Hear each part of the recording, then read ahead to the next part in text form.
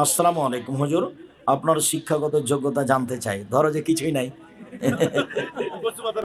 কচুর পাতার পানি, তো বহুবার বলা আছে। কি করবে শিক্ষা নিয়ে? 32 বছর থেকে বক্তব্য দিই। কতদিন থেকে? 32 বছর থেকে। হাজার হাজার হাদিস মুখস্থ আছে, আলহামদুলিল্লাহ। হাজার হাজার হাদিস মুখস্থ আছে, ঘন্টার ঘন্টা হাদিস শোনাতে পারি তোমাকে, আলহামদুলিল্লাহ। 34 বছর থেকে শিক্ষকতা করি, বুখারী মুসলিম পড়াই। 26 বছর থেকে হাতে ফতোয়া লিখি, তোমার হুজুর হিসাবই করতে পারবে না, নিজে হাতে। 6 বছর থেকে ফতোয়া বোর্ড পরিচালনা করি, সামনে বসে থাকে দেশ বিদেশের বড় বড় বিদ্বান।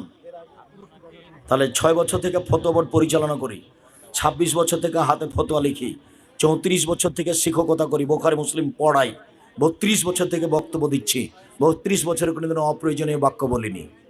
যাও, জয়পুরহাট জেলায় যত হুজুর আছে বলো যে আপনি একটু বলেন তো জাতির সামনে যে আমি 20 বছরে কোনোদিনও অপ্রয়োজনীয় বাক্য বলিনি।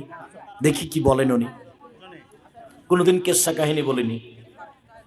কি করবে শিক্ষাগত যোগ্যতা নেই, কিছুই না, কচুর পাতার পানি।